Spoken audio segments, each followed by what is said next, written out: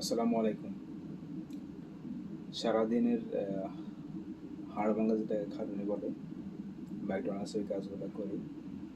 আর যখন ব্রেকের সময় হয়, ১ ঘন্টার ব্রেক, তার মধ্যে থেকে এদিক ওদিক, ম্যানেজারের এই কথা, সিনিয়রের এই কথা, ওর এই কথা, ওই কাজ সেই কাজ, এগুলো গোছায় আস্তে আস্তে দেখা যায় আপনার ভাগে ১ ঘন্টার জায়গায় ৪০ মিনিটের ব্রেক থাকে না।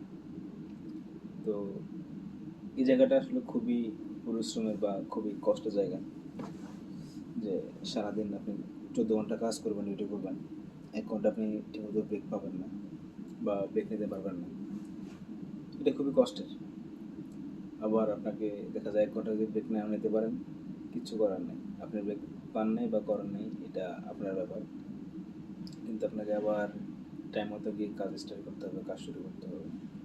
প্রত্যেকটা পোলাপান যারা আছে এখানে কাজ করে, বাংলাদেশি, নেপালি, শ্রীলঙ্কান, সবারই সেম, সবাই কাজ করতে হয়। ম্যাকডোনাল্ডসে যারা মনে করেন যে অনেকেই ফ্রিতে আসেন, অনেক অনেক টাকা খরচ করে আসেন, আসলে যারা যেভাবে আসেন না কেন ভাই, কাজ করার শক্তি সামর্থ্য নিয়ে আসবেন। যাদের ওই যে মায়ের কোলের যারা ছেলে আছেন, ওদেরকে আমি বলবো ম্যাকডোনাল্ডসে না আসাটাই ভালো। বুঝছেন? ম্যাকডোনাল্ডসে না আসাটাই ভালো, কারণ ভাই ম্যাকডোনাল্ডস আপনার জন্য না। ম্যাকডোনাল্ডসে আসতে হলে আপনাকে প্রচুর কাজ করতে হবে, প্রচুর কষ্ট পরিশ্রম করতে হবে। একেবারে মনে করেন যে আপনি ম্যানেজার হয়েছেন, ম্যানেজারও কাজ করতে হয়। এটা ক্লোজলি কাজ করে, ম্যানেজার ওই কাজটাও করে। সো কাজ করার মন মানসিকতা নিয়ে আসবেন। ধন্যবাদ সবাইকে। আল্লাহ হাফিজ।